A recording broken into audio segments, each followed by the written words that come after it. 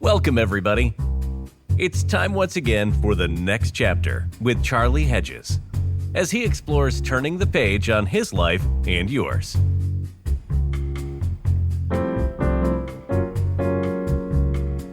Hi, and welcome everybody to the next chapter with Charlie. You know, on a recent blog, I wrote the following. On my last trip, which was 3 weeks in Asia, I discovered a new mantra for taking time away from home. I no longer go on vacations to sightsee. Instead, I take pilgrimages to experience wonder. And I wondered then, what if I made that my mantra for every single day of my life? To anticipate little except moments of surprise and wonder. And so for some reason, Terry wanted to talk about this on the show. And so with that, I chat with author, teacher, landscape architect, Terry Hershey. Yo, Hersh, what's up? How are you? Yeah. Oh, for some reason I wanted to talk about it because I read it and I said, that's true. That's a true sentence. Oh, so that... So, you know, there's several ways to take that. One is an implication that most of what I write is not true sentences. No, it's good when any person writes something that's heartfelt, and that was heartfelt. In other words, you didn't have a topic in mind. You stopped the topic part, which was your trip, and you went to the heartfelt part, which is what it invited you to do and be. So it's a whole different thing. So it's like a solo riff in the middle of a song. Yeah, well, it'd be like a good pastor telling a story or reading a story if he's preaching from some part of the Bible, reading a story, and then just stopping and taking his notes or her notes and going, you know, first what I'd like to do is tell you where that just hit me. I mean, we should all preach that way. I like those words. You ever use those words? Which one? I like where that. The ones I like that. You know, now's the time to stop talking about that and talk about how it just hit me. About the way that hit me. That's a sermon. That's a sermon. Yeah, I need to write that down because we can do it. I'd like us to do a podcast someday on how memory at our age is highly overrated. Well, it's certainly much less accessible. Yeah, but that's the only thing, because a lot of times, as long as we're cerebral, we were talking right brain, left brain, I think before the show, but as long as we're cerebral only, then everything is about a checklist for that's why when vacations are cerebral only, using your vacations analogy, think about the number of people just that the parts of their vacation are intense stress, intense, because of where they need to go, how they need to get there, whether the hoops have been jumped, and then whether the people where they're having a good time. You know all it is. Yeah, and did I see? We forgot to see. God, we got to go out. We got to get to. We forgot to go see something. It's Yeah. All it takes is a couple of vacations or a handful of vacations. You know, you and I have taken plenty of vacations, and sightseeing becomes less important. I just kind of don't give a shit about seeing the Eiffel Tower. Yeah, and unless you're in Paris, it's kind of hard too to see it. Well, that's what I meant when I'm in Paris. My point is that people make statements about stuff they should have seen and they haven't even been to those places. Man, I wish I'd seen such and such. And you're thinking, dude, just tell me the places you've been and talk about what you saw there. You know? Well, that's a great question. Because everybody always has a statement about the trip they should be on or what they, you know. And then it's like, okay. And then, of course, their spouse is sitting there going, I hope you don't do that with regard to spouses too, but yeah. I'm not quite sure what that meant, but I don't think I'm even going to go down that path. It just means that where I am right now in my life, I should be in a different life. So that's a lot. That's when the expectations of travel are that way. That's why pilgrimage is a much better word, because pilgrimage is literally about the experience of this day. Yeah. And very often you have no clue what you'll experience this day. You know, I wrote, I said it in the introduction, but I wrote in that same blog, and it's a sentence I actually like, of my own writing. Anticipate little, except moments of surprise and wonder. Good. Yeah,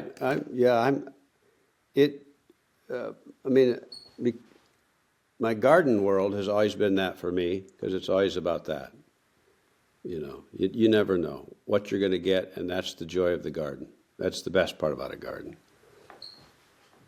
And then doing the Camino walk I did a year ago and then returned this year, reinstated a whole nother thing about that emotionally for me too. Tell me, when we go on a places, but what about, let's transfer the vacation motif to an everyday motif, to making this mantra that I want to experience wonder every day and anticipate little every day except moments of surprise and wonder.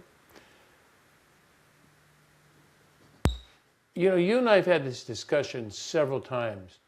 I live in a tiny bubble where everything is the same. All the houses look the same. When I do my walking path, I'm walking by houses which, they're just tiny boxes. They're all shaped slightly differently, but pretty much fundamentally they're the same thing. So and then I do the same thing every day.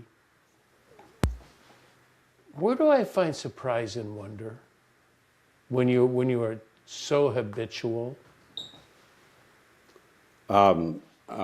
You find it when you look for it. I mean, that's the paradigm shift. The paradigm shift has to do with the question you ask yourself. So the paradigm shift, as long as the paradigm shift is, I learned this with Zach, my son. Because at the end of, well, anyway, I'll tell you a story first. The story I tell about the first grade class that was asked to name the 7 wonders of the world? Yeah. Yeah. And of course, they all are naming them, and then this one kid says nothing, little girl, and the teacher says, Sally. And Sally says, I don't think I understand the question. And the teacher says, why? And she says, because I don't have any of the right answers.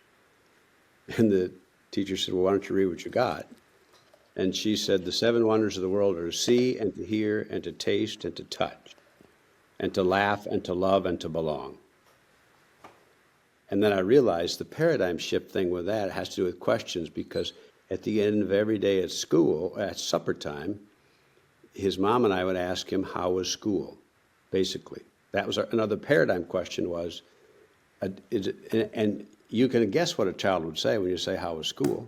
He's going to say, fine. Fine. Yeah, exactly. Yeah. And then the question's over, and you're thinking, wow, he doesn't get it. And yet that's a whole paradigm about measuring, about performance or activity, whether I finished the list. And so what would happen if I asked Zach, and this is back when he was 8, 9, 10. Well, if we asked Zach, what did you see or hear or taste or touch? And then we added smell. What did you see or hear or taste or touch or smell today that made you smile? Oh my God, he went on forever. He would? Oh my God. I think my son would have looked at me with a blank face. Oh no. What the fuck are you talking about, Dad? Yeah, because he would, especially like smells. He would make all kinds of stories about stuff, because then they were stories. He would then tell you stories, because when he thought he had to do some other thing, it was different. But it's the same thing that I would ask any person that would come to me too. If they're coming to me for sadness, or they're coming to me for even grief, or they're coming to me for something, serious and big, whatever, I'm still going to ask them before I ask, how do we, quote, get over this? What did you see or hear or do today using your wonder word that made you smile real big? And the irony is, almost everyone starts with, I don't think I did, but after we talk a while, they'll think of 2 or 3 things because they didn't give themselves the permission to see it at the time or embrace it. Because they'll end up saying, but that was just a little thing. And I was saying, damn straight. And it's the little things that make the difference.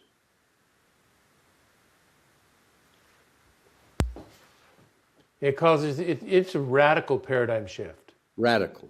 We're talking radical because I'm 75 years and still failing. I catch it at my times when I'm in a place to catch it, but in the every day, that's what I'm talking about. If I'm like, I came from different countries in Asia, I catch wonder there. Yeah. But, So I get back into my office or my bedroom and in my upstairs domain. So the question is, when you're there in that particular environment, what were the triggers that made wonder accessible to you? And Change, new. Yeah, but the triggers had really nothing to do with what you saw. The triggers had to do with what's inside of you.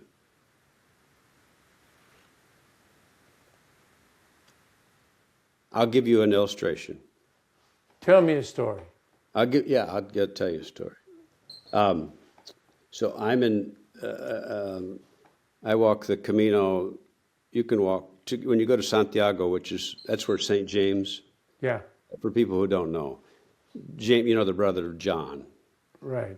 I guess Jesus liked them both, John and Jesus, James and John. But he's supposedly buried in Santiago, okay? Because that's where he did a pilgrimage. So that's where people all over the planet walk to Santiago from different places. And I went from Porto, Portugal, up to Santiago, which is one of the walks.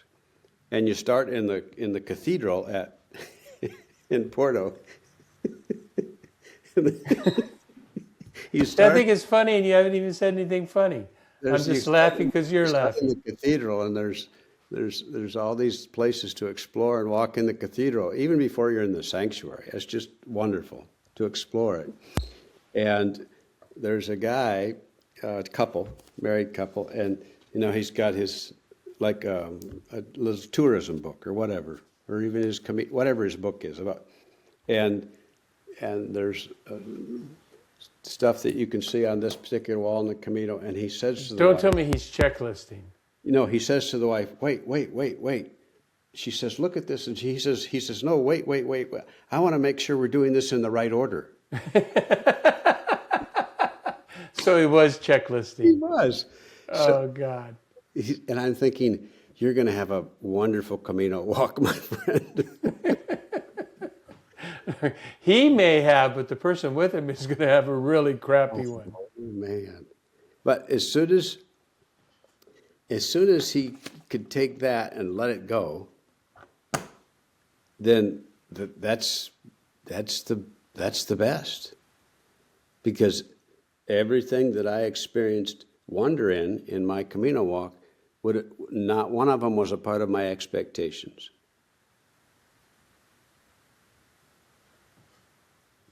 Well, that is the secret to wonder. One of the secrets of wonder is not having an expectation, because as soon as you have an expectation, you limit yourself. Well, because an expectation is quite literally simply a box. And so what you're experiencing has to go in that box. And once you put it in the box, then it's a checklist, and it's been there, done that. Yeah. Seen this, seen that. Yeah, it's the same. We do it in different ways too. I mean, I'm a huge cameraman, photo fan, getting little moments. But there are times when I've caught myself at moments, sunsets, whatever, and you realize I'm spending all my energy trying to find my camera so I can take a photo rather than just being there. And you don't take photos on your phone? I do. That's the only thing I have. I don't have a camera. Yeah. Well, the camera's on the, you use an iPhone, don't you? I have a Pixel. Oh, that's right. Yeah. Well, they've got a great camera as well. They have a better camera, yeah. Do they? Yeah, it's the reason to buy it, for a camera. I don't really need it for other stuff. So, so back to, so let's go back, because I know other people, if I'm wrestling with this, other people have wrestled with this, and I've wrestled with this for a long time. I have my morning routine, which I'm pretty disciplined to follow my morning routine, except after travel for the last month. I've been off for a month, but I'll get back on it, and and I'll do my routine, and that takes 2 or 3 hours, and then I come into my office, and it's either taking care of bullshit or just nothing to do. Where do I find wonder in this office? I mean, this office, it's the same office I've had for a decade. Well, I mean, for example, one thing you could do is you could have a conversation with your friend. Who loves to talk on the phone. My Yeah. friend is a great phone talker. But you could just have there are ways. I mean, my favorite thing about your office right now are the way the light's shining on the wall in the back of you. I mean, I just notice little stuff all the time. Yeah, that's great, except it's a virtual background. That's not my office. Oh, so, but I'm just saying, I like it. It's little stuff.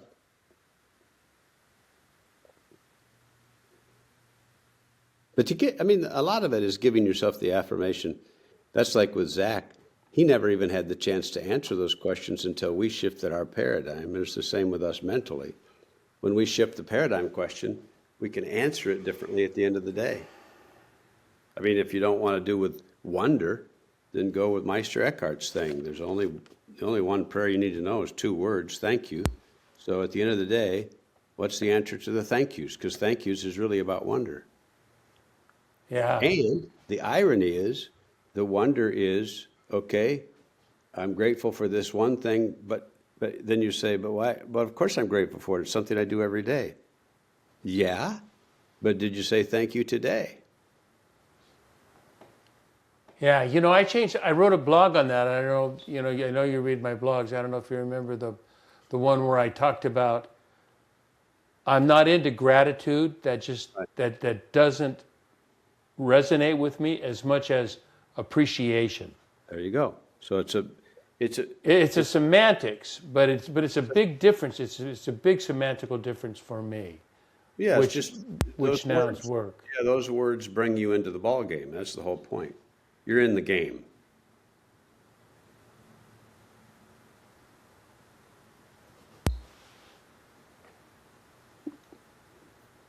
That's funny, when you talk about. I don't know if this has anything to do with what we're talking about, but what my son does, and there's a couple guys that do it with him when he goes to a new ballpark. One of the first things he does is he takes off his shoes and he goes out and he walks the outfield There you go.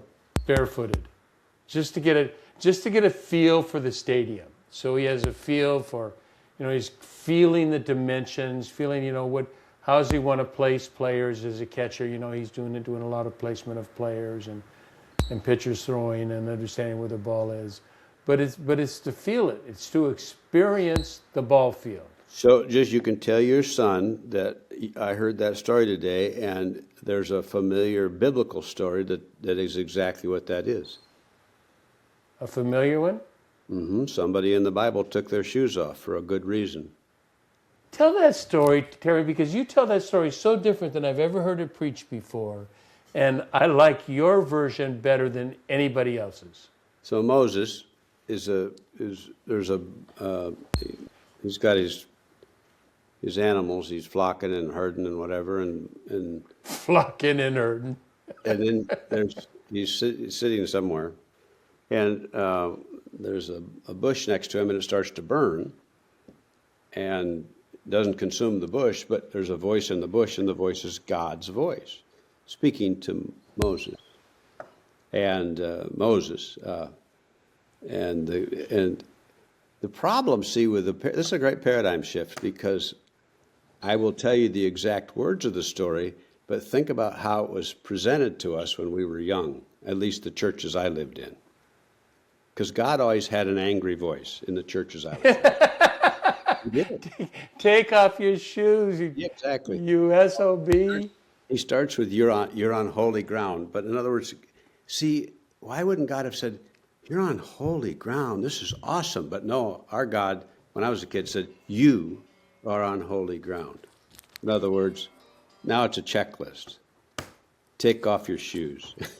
And so it's all about a performance strategy that removes everything about wonder, except, think about your son. What's he take his shoes off for?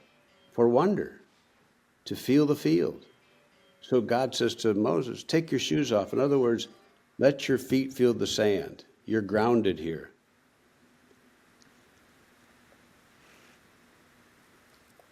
So mentally, I would say that every one of us has shoes, as a metaphor, to prevent us from touching, feeling wonder. That's why you can preach. That's great. That is great, using the metaphor of shoes as an obstacle, not an obstacle, but as a blockage. And it would be I wish I had done this more when I did preaching more in parishes and churches, but I would have literally had people, and they would have been very uncomfortable. I would have had them remove their shoes in the service. And there would have been anxiety through the roof. But I'm just saying, let's get in a different space here. And yet some of the people, they remove their shoes because they've got on their Sunday shoes, and they're going, thank God I can take it. Especially the women. Yeah, they're going, this is the best sermon we've ever had. You didn't have to say anything. Just sit here for 5 minutes, enjoy rested feet.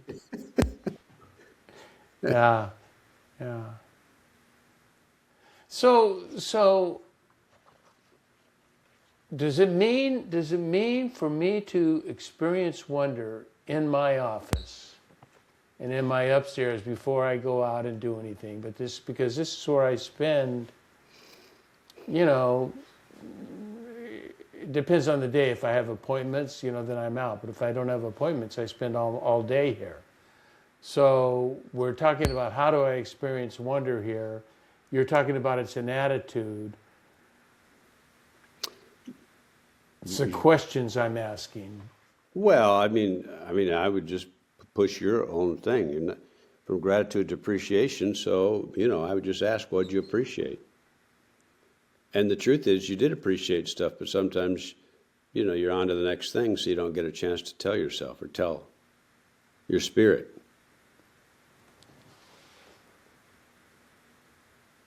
So it's about taking time. Making time. It's about making time, because if it's taking time, then it's back on your schedule again and you're ticking stuff off. It's like, okay, here's my 5 minutes for wonder and appreciation. Check. Yeah, I can put that in my calendar. I say it's an hour. This is wonder and appreciation hour. Yeah. The rest of the day goes back to checklist. Yeah. So no, but you're making time. You're making the space, literally making it. Do you realize what a paradigm shift this is for most of us? Because we're raised on a to-do list. Everything, literally every seminar I do, every workshop I do, every sermon I preach, I start with the premise that here's the story or the words we read, but how it hits here is all about the paradigm we choose. And so there's always two paradigm options at least. And so if doesn't matter what I say to you, if you have paradigm A, because you're only going to read it through that paradigm. Right. So let's ask ourselves, is it okay to have a new paradigm? Take off our shoes, for example. Is it okay? the Moses story that you told is an excellent story to lead us into this subject, or to lead us into this subject of wonder, rather than a calculated doing this for a reason other than the actual physical sensation of feeling the wonder, experiencing the wonder. It's about thinking about the wonder. I was listening to the latest Richard Rohr's, his podcast. They call it Everything Belongs. And he's just finishing up. They do one chapter a month. They were doing of his latest book, probably close to a year old now, The Tears of Things. And in the last chapter, he had a Native American, Randy Woodley, who is head of a clan or a tribe. He's Cherokee, and he said, I'm going to say something that's going to sound rather heretical to some people, but I really wish they had never translated the Bible into Indian languages, into Native American languages. Because what happened is that we are, as were the people of the day of the Bible, we are storytellers. It was all by oral tradition. What kind of tradition they call it? Vocal tradition, oral tradition? Oral. Mm-hmm. Oral tradition of telling the story. And the story was precise. They didn't miss the details, but they told their in-between. It wasn't necessarily the Jesus in-between. It was what they caught, in telling the Jesus story, redoing the Jesus story. It was what they caught. And he says, I wish we could still just talk about it, because as soon as we wrote it down, we codified it. Mm-hmm. And it became dogma. It became doctrine of this codified.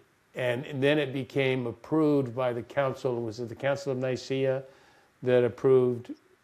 300 and something, whatever. Yeah, it was 300. I know I think it was Nicaea, I'm not sure. But they approved the canon. And it was all doctrinal. It was all theological doctrine. Yeah, and it missed the point, didn't it? Yeah, 100% to me. Yeah, so what if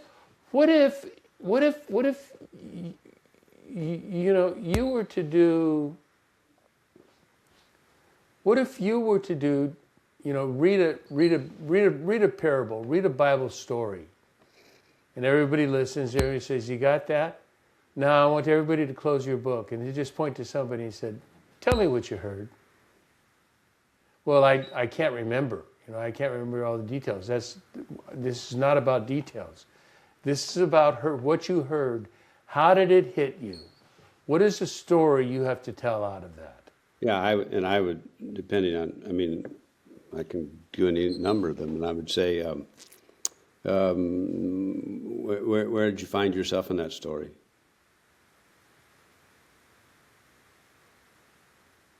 And it's fun because person A is going to find themselves in a different place than person B, but it's still, even if it's the story of Moses, there's not a lot of people in that story to be, but some people are going to be focused only on the burning bush, and some people are going to be focused on, wait a minute, my shoes are comfortable, and so, they're going to find themselves in different places.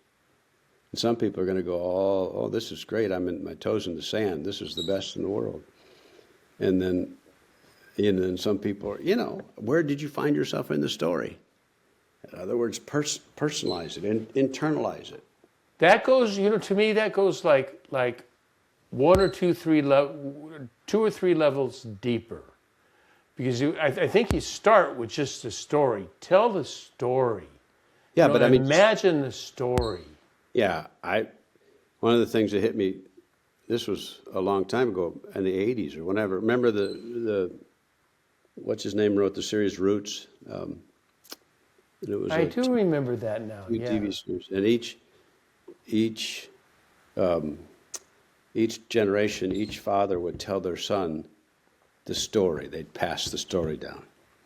So every episode began with the telling of the story. I don't recall that. That was like 30 years ago, bro. Yeah, a long time ago. Anyway, Kunta Kinte was his name. Yes, yes.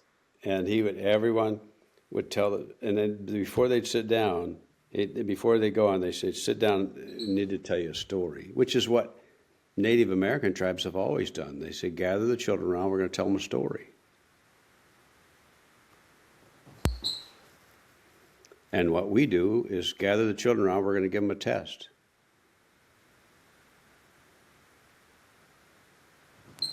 Oh my God. That's a great statement, Hirsch. That is so true. I was thinking. Well, I'll tell you what I'm thinking right now is that I'm getting old and I can't remember what I was thinking. But Yeah, But you know. Yeah. Since we're on this, I told you I wanted to get it to you, talk to you more. And I didn't anticipate talking about this on the show. I asked you to write about it in a blog, but you were doing this week. You were focusing your Sabbath moments and your daily moments, however you call those, Right. on storytelling. To me, storytelling, the essence of storytelling is misunderstood. Because so much of storytelling, when you hear that word, people are thinking telling once upon a time stories. Once upon a time there was, and those are good, those are helpful. I mean, those are, but what about, I just went to my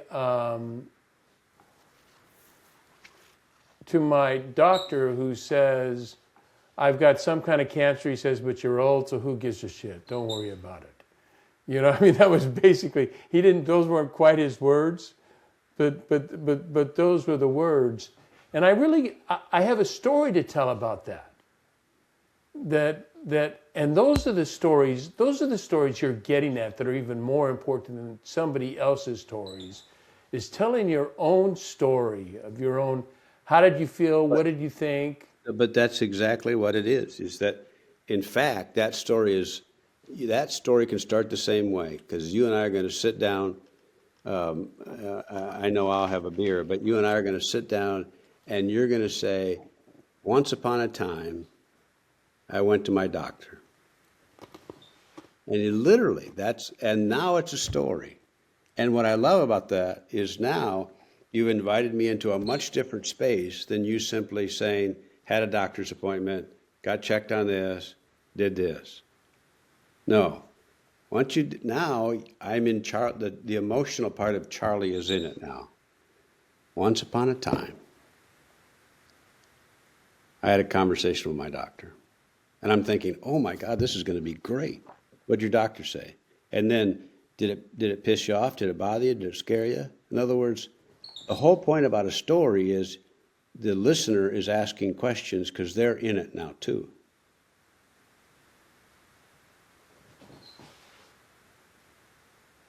So the listener becomes part of the story in a sense. The listener is the story. You want to hear a funny? This is a book the book I'm reading now is called The Accidental Pilgrim.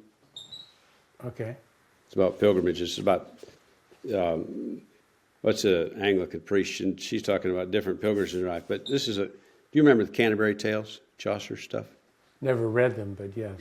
Yeah, you know about them. But anyway, I did not remember this part of the Canterbury Tales. In one of the episodes, there's Harry Bailey is the name, and the pilgrims would have supper in Bailey's Tavern. Okay? Okay. And then he persuaded them to turn their journey into a storytelling competition so that they would go all the way to Canterbury, which took weeks. And he would accompany them, and then at the end of each day, they'd have a story. And his whole thing was to give them a free meal at his tavern for the best storytelling. Now, he obviously was conning him with all that. But I loved the fact that at the end of the day, He was asking, what's your story about today? I like that. You know, I feel like you're right where we started this whole show. I mean, you're right where you started about it's a good sermon. It's a good sermon if the priest or pastor or whoever is the speaker of the day is up there speaking. He says, you know, he reads the Bible text. You typically would read the gospel or whatever they're reading, you know, in our Anglican, in our tradition, we always read it. In our tradition, so it's the gospel. It's going to talk about, you know, let me tell you what hit me today. Let me tell me, you know, that's sort of the once upon a time. Let me tell you what hit me. Yeah. You know, I went to the doctor today. I went to my urologist today, and he had some really interesting things to say. Let me just tell you what hit me. Yeah, and Does that draw you in? Yeah, well, because then now I'm going to ask you, because now it's a whole different thing. Now, see, typically when we preach from this the non-story and cerebral point of view, I'm asking what happened, what order did it happen in, and did I understand it correctly, and what should I do about it? I'm not asking, you know, the stories that are wonderful. I mean, I would love to have you know, so, okay, we're reading the Samaritan story, for example. And I can just tell you that there's the people that passed him by and the guy stopped. But what hit me is what it was like in the tavern that night, chatting with that guy who stopped and saying, Tell me your story. you got to tell me, okay, you could see him when you're walking, and what are you thinking? I mean, I'd just like to know. So that question is something we can ask ourselves, too, to let that out. That's good. That's good. I just read you a quote from a book that I'm reading. It's from a theologian. She's deep into Hebrew scholarship, and she's chair of schools and does all that. But she's a right brain thinker, and you don't get right brain that is image and symbol oriented people. There's left brain thinkers that will talk about right brain, image and symbol, but she thinks in that. She can only write in those terms. And so her exposition of the birth narratives of the patriarchs is so different than anything I've ever read. Mm-hmm. She's telling stories. She'll tell the story of Hagar. You know, Hagar's name is really the alien. Ha in Hebrew is the, and Ger is alien, the resident alien. So Hagar's name is the resident alien, the person from another place. Let me tell you about that. And now it enriches the story of Hagar and Rachel and who's the daddy of that one? Is that Isaac or Jacob? That's Isaac. That's Jacob. Jacob. That's Jacob, yeah. Yeah, I got to go to my Bible scholar to remind me. I was telling people a story the other day, and they said, who is Samuel? What's he about? And I said, well, Samuel went to what was David's daddy's name? And these were a bunch of Episcopalians. They had no idea. You know, it was Jesse, but, you know, they had no idea. And I couldn't think of it at the time. And so, but, you know, what difference does the name make? Yeah. The stories, I forget, where were we with the story part? I don't know. Oh, Hagar. So. Oh, yeah, Hagar. The alien. So, I mean, if that's my scripture, I would literally stop it, fold the book, and say, wait a minute, the alien. And then I would name 2 or 3 people that are in my congregation right now that are from other countries that are aliens, considered aliens in our country. Right. And I would say, you know what? This story is not thousands of years old. This story is today. What does it mean to be that? What does it mean for us to be in company and community with that? What does it look like? I mean, That's stories. exactly what Amy Jill Levine does in this Yeah, book. I I mean, agree. she takes it to present times, and she takes it to, to the immigration, whatever we want to call it, of so many people that came over, and she said, they're here. There are people now. They are immigrants. They are resident aliens, and As was your pilgrim daddy when he came over. yeah, who I have no idea who that was, but. But I'm just saying, I trace back to certain pilgrims. At one point, that's part of the story too, then. Every single one of us is in the story. What does it mean to embrace the Hagar in ourselves? But then you see, look at where she's taking you. That concept of what Sure. what Amy has done takes us to right where you were taking. You wanted to take a congregation, Yeah. or an audience, whoever you're speaking with. You wanted to take them to that same place where they're asking personal questions. This now becomes a personal story about Hagar, becomes a personal story about me, and about how am I accepting, Right. the mother of the nations, that her sons will be as many as the stars in the sky, Yeah. which are, truly, ironically, which are truly the Islam today, or the Muslims today. And yet they are our brothers. They are literally our brothers and our brothers in the patriarchal lineage. Right. Yeah. So yeah. I mean, if I was just talking to people, I would say give yourself the permission to ask questions rather than because questions keep it open, keep it going, and you're always learning, you're always processing. You don't shut it down yet. I get it. I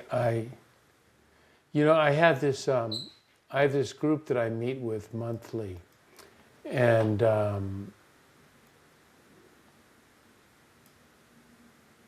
it's an interesting group.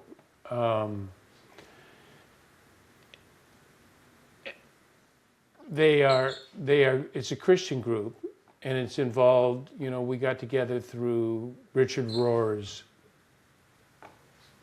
One of his conferences, we all got together and decided to do a small group. One guy said, I want to do community. He said, I'd like to form a community, but I don't think community is, I want to talk to the group about this, saying, we're not getting there because we are so freaking left brain, analytical. They talk about Jesus and they go, yeah, the perfection of Jesus and Jesus. And so they get onto this deification, even though they're not talking about him being God, but they get onto the perfection deification. And I said, that topic doesn't interest me anymore. I studied that in seminary. I've got that topic down. And I said, I want to talk about the human Jesus. And I want to talk about, and Richard made a really grand one-sentence observation that stuck with me. And he says, I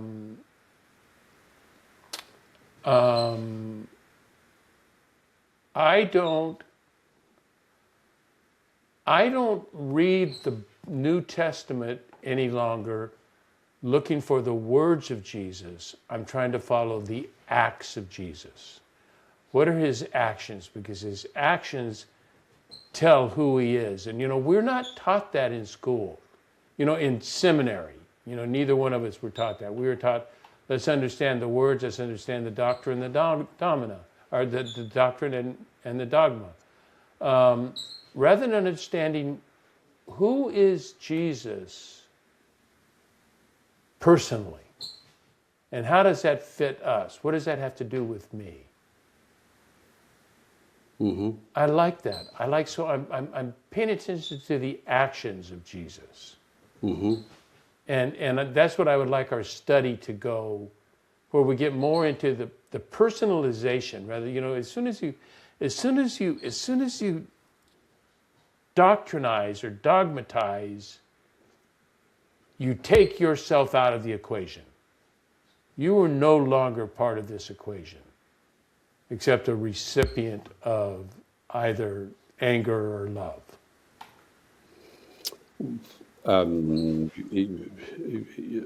Yeah, but you're more likely the recipient of foreclosure in your mind, so it doesn't discomfort you. What do you mean by foreclosure? Once I have the right answers to the theological questions, I don't really need to go in with giving what I've gone through today.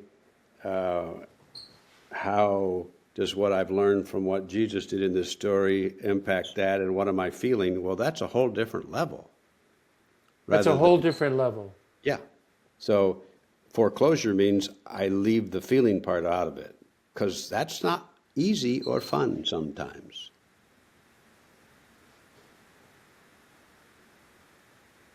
No.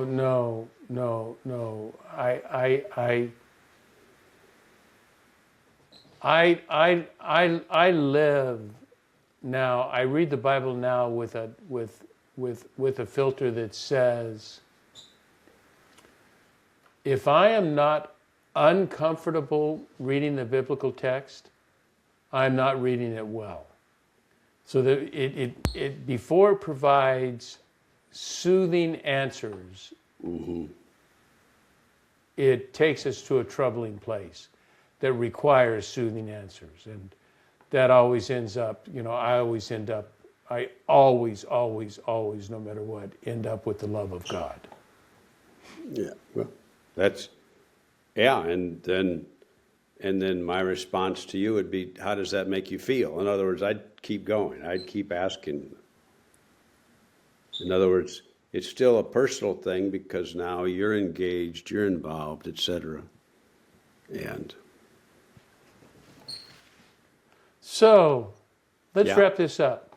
This is, I'm looking at our time. We've gone about 47 minutes. I can't believe we talked that long. But we have gone from, I still go back to my little line that I like a lot. Anticipate little except moments of surprise and wonder. And you can only, and one of the vehicles for that is, one of those vehicles to recognize that is storytelling. If you tell a story about, you're right, I could tell the story about me meeting with my urologist today, my prostate specialist. I could tell a fascinating story and what that did to me emotionally, and it was positive to me emotionally. And if it wasn't positive, it was still part of the story. It was still surprise and wonder because I had very little expectation. Yeah, and for me, the bottom line to all this stuff that we've done today is embracing a paradigm shift in the way that we process and store what we see and do and, quote, believe. The way we process and store, and I think this is important, the way we process and store experience, not information. Yeah. It's the way we process it because we want to process and store information. Correct. We don't want to process and store experience. That's not our natural, we're not taught that. I think we want to do that, but we're not taught that. Yeah. No, it's one of my favorite things about writing Sabbath Moment. It's all about experience, really. But I got to tell you and my listeners, I'm awestruck that you write daily. You write a blog daily. I wrote an extra blog. Did you notice I wrote an extra blog this week? That was, so 2 blogs in a podcast, those are a lot for me. For you to do it every day, I don't know how the hell No, it wasn't a checklist, bro. It wasn't a No, checklist. It was I'm exactly checking the it. opposite. I'm checking it off for you because I'm going to have to say something to you next time we talk. Yeah.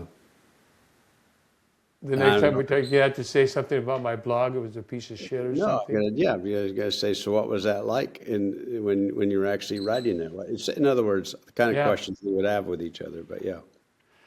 All right, bro. Hirsch, thanks, man. Always good. Yeah, you're very cool. Appreciate you. Yeah, thanks a bunch. And I want to thank everyone for tuning in to the next chapter with Charlie. And as always, until next, this is Charlie Hedges signing off. Bye for now.